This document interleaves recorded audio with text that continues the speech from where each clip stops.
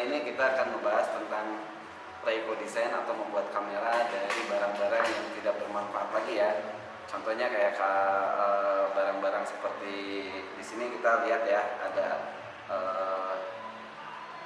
kaleng, ada juga kardus, banyak banget ya macamnya si kamera ini gitu ya.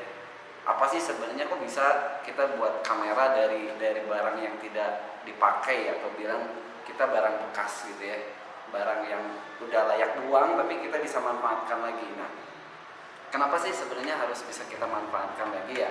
Sekarang kan lagi marak nih di setiap negara itu menjalankan program dari United Nations dengan programnya SDG ya, Sustainable Design Goals. Nah, kita akan ngobrolin kamera lubang jarum. Apa sih kamera lubang jarum? Nah, kita harus tahu sebenarnya sejarahnya dulu nih dari kamera lubang jarum ini ya. Kita sedikit bahas sejarah tentang kamera lubang jarum.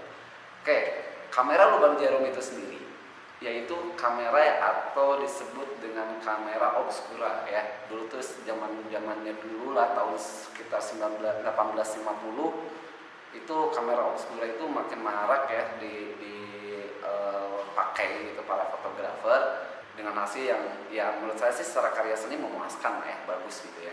Oke, nah kamera obscura ini memang pertama yang ngambil foto pertama dari kamera obscura atau kamera lubang jarum itu adalah namanya Sir David Brewster ya. Nah, itu tahun 1850. Nah, sekarang kita akan coba membuat kamera obscura itu dalam bentuk sederhana ya. Nah, bentuk sederhana dari apa? Ya, kita buat dari beberapa barang yang memang tidak layak pakai lagi. Nah, oke, apa sih media yang harus kita buat atau apa aja media yang harus kita siapkan untuk membuat kamera lubang jarum? Nah, sebelum memasuki ke kamera lubang jarum bagaimana membuat, ada metode yang saya gunakan di sini yaitu metode SDG tadi ya. Kita lihat metode SDG itu apa sih sebenarnya, Sustainable Design Goals. Nah, kebetulan di SDG ini kita ada di poin 12.5 yang berbicara tentang mengurangi timbulan sampah ya, timbulan sampah melalui pencegahan, pengurangan dan daur ulang serta penggunaannya kembali. Nah, kamera lubang jarum yang bisa dipakai. Kalau foto-foto atau kamera-kamera modern kan itu udah nggak berpikir SDG lagi ya, atau nggak bisa berpikir lagi eco design. Nah, kita akan menggunakan itu apa aja yang tadi saya bilang kameranya. Kita lihat kameranya itu yang bisa dipakai, bahan bakunya apa aja. Nah, di sini ada bambu bekas yang bisa kita gunakan, ada kardus bekas ya, yang biasanya teman-teman beli paket-paket gitu ya. Nah, kardusnya yang dibuang sebenarnya bisa dibikin kamera ya. Mudah-mudahan tutorial ini bisa bermanfaat ya. Terus ada kaleng bekas rokok banyak tuh di warung, atau kaleng bekas snack gitu ya. Nah, itu yang harus kita cari, barang yang dibuang kita manfaatin lagi. Oke. Nanti hasilnya seperti apa kita lihat. Yang kedua, tahapannya adalah kalau udah dapat barang bekas itu, mau diapain sama kita? Nah, sebenarnya gampang. Kita cukup dengan menyiapkan beberapa alat yang harus kita siapkan. Yaitu pertama yang harus kita siapkan, ada lakban ya, lakban atau double tape untuk perekat sementara tapi ya, sifatnya sementara saat kita melakukan pembuatan ya. Terus kita harus siapkan penggaris, ada juga gunting, cutter, spidol, ballpen, itu yang harus kita siapkan. Terus yang ketiga, lem bakar untuk memperkuat biar si kameranya tidak mudah rusak. Ada clip paper. Nah, nanti buat apa sih clip paper gitu? Kadang-kadang teman-teman bingung ya, buat apa sih clip paper ya? Ini nanti kita lihat clip paper difungsikan buat apa. Terus yang paling utama kita tadi kaleng bekas atau kaleng bekas minuman ya. Kaleng bekas minuman tuh harus disiapin juga. Terus kardus bekas utamanya. Nah, kebetulan di sini kalau saya menggunakan kardus bekas sebuah rokok elektrik ya. Jadi udah hitam banget. Jadi nggak perlu lagi kita cat. Harusnya sih ada satu cat ya, cat pilok gitu ya. Nah, cat pilok yang harus untuk menggelapkan sebuah area di dalam gitu kan. Film, negatif film. Nah, negatif film juga kita harus siapkan karena kamera lubang jarum ini nggak bisa kalau kita pakai memori ya, bingung ya. Itu ada elektroniknya. Kalau kamera lubang jarum ini nggak ada, benar-benar pure ya. Terus jarum, nah kita harus lihat jarum apa? Mau jarum bentuk kayak mau jarum apa ya, pokoknya bebas lah jarum, yang penting jarum, semacam jarum. Nah, fungsinya buat apa nanti kita lihat ya.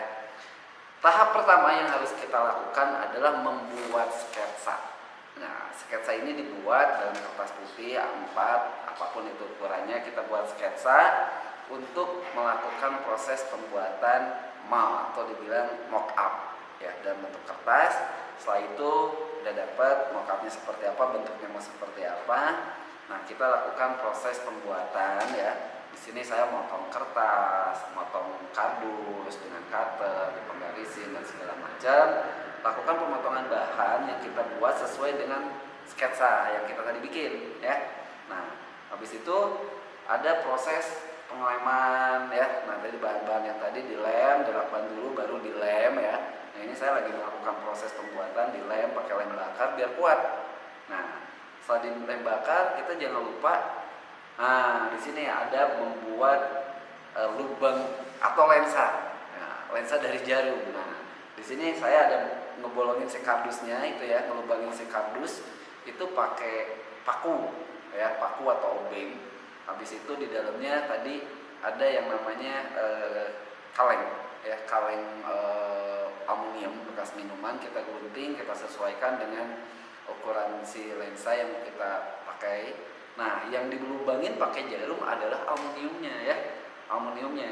Jadi bagian dalam yang dipasang aluminium itu nanti teman-teman boleh dilubangin pakai jarum, tapi jangan terlalu besar ya. Jadi cukup setitik aja gitu ya. Nah, oke. Setelah itu tutup semua menggunakan lakban. Nah, ditutup menggunakan lakban. Kenapa harus ditutup menggunakan lakban? Karena biar tidak ada cahaya yang masuk ya. Nggak ada cahaya yang masuk nih ke dalam si ranah kameranya ya. Karena nanti gambarnya akan nggak baik juga ya, nggak bagus lah, itu nggak berhasil gitu ya. Nah, itu lihat dari gambar ini kita ngelihat bahwa ada lakban yang saya pakai ya. Tadi lakban yang saya pakai untuk menutupi lubang-lubang dari habis pemotongan tadi dan pengeleman, takutnya bocor. Oke. Nah, ini adalah hasil dari tampak depan kamera ya, yang udah dilubangin tadi. Terus kita film tadi itu buat apa? Nah, ini film negatif itu kita buat nangkap gambarnya ya. Terus juga ada yang namanya tutup belakang kamera. Jadi setelah bikin semua tutup belakang kamera juga bikin, dilakbanin biar tidak bocor, tidak bolong.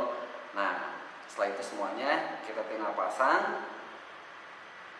Kamera udah siap dipakai. Nah, di sini ada saya mencoba melakukan pemotretan dengan menggunakan kamera lubang jarum ya. Nah, di sini kita coba. Nah, proses pemotretan kamera lubang jarum emang memerlukan kesabaran. Kenapa? Karena kita harus ngitung shutter. Cahaya yang masuk itu berapa banyak. Nah, ini yang harus kita pikirkan ya. Jadi teman-teman harus berpikir keras juga ya. Harus ngitung lagi, harus belajar istilahnya three angle exposure seperti apa. Nah, ini ada hasil, beberapa hasil yang udah saya tangkap ya dari beberapa gambar yang udah saya pakai. Nah, ini ada beberapa gambar hasil jepretan kamera lubang jarum ya. Paling ada tips dari saya, semakin kecil lubang yang kita buat, ya semakin fokus intinya ya, semakin fokus. Jadi teman-teman jangan pernah berpikir kalau lubangnya makin besar makin bagus, enggak. Semakin kecil lubang yang kita buat ya semakin bagus. Oke? Tetap berkreasi. Jadi fungsinya dari sini apa?